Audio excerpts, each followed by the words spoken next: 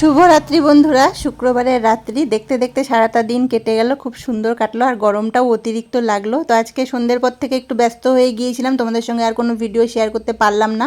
আর আমি কাজও নিয়ে এসেছি, কাজটাও সেলাই করতে পারিনি, যেমন নিয়ে আসি তেমনই আছে। কালকে সকালে সেলাই করব, কালকে তো আবার আরও ঝামেলা, কালকে শনিবার, এমনিতে হাট যেতে হবে, বাজার আছে, তো অনেক ঝামেলা। আমি ভেবেছিলাম আজকে রাত্রে কাজটা সেলাই করে রাখবো, ছেপে দিয়ে যাবে, তো কালকে আর কাজের কোনো ঝামেলা হবে না। যেমন বিকেলবেলা কাজে বসি তেমন বসবো, তো যেমন ভাবি তেমন তো হয় না, অন্যরকমই হয়ে যায়। তো আজকে ওরকমই হলো। কাজ টাজ নিয়ে আসার পরে একটু বসেছিলাম, বলি একটু ঠান্ডা হই, তারপরে কাজটা সেলাই করব। মালিক বলল তুমি সেলাই করে ফেলো, আমি গিয়ে ছাপিয়ে দিয়ে আসবো। আমার আচ্ছা ঠিক আছে। তো সব জিনিসপত্র আমাকে রেশম টেশম সব কিছুই দিয়ে দিল, সাথে যে কাজের ছাপানোর যে খাগাটা সেটাও দিয়ে দিল। তো আমি নিয়ে এসে বেশ একটু ফ্যানের নিচে বসেছি, তখনই বরমশাই চলে আসলো। তো কাজটা আজ এবারের ডিজাইনিং মানে কালারিং হবে, তো তোমাদেরকে দেখাই রেশমগুলো।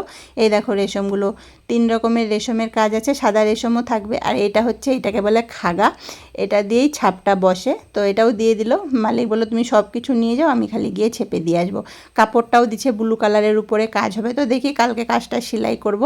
আজকে আর ইচ্ছা হচ্ছে না। আর এখন আবার কারেন্ট চলে গেল, কেমন রাগ ওঠে, মানে কি বলবো, গরমে কিচ্ছু ভাল লাগছে না।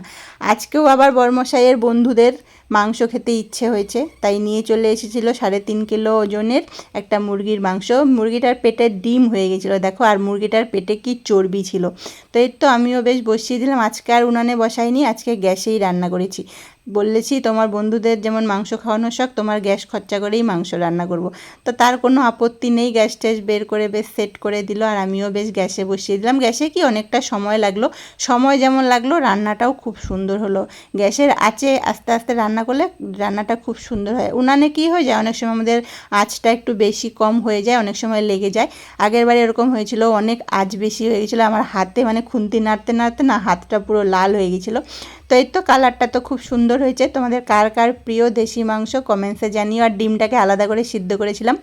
তো এইটাই ছিল আমার আজকে সন্ধ্যের পরে মানে ব্যস্ততার কারণ। তো সবাইকে শুভরাত্রি, রাত্রিটা খুব সুন্দর কাটুক, সুন্দর একটা দিন কাটালাম তোমাদের সবার সঙ্গে। সবাই খুব ভালো থাকো, সুস্থ থাকো, আবার দেখা হবে কালকে সকালে।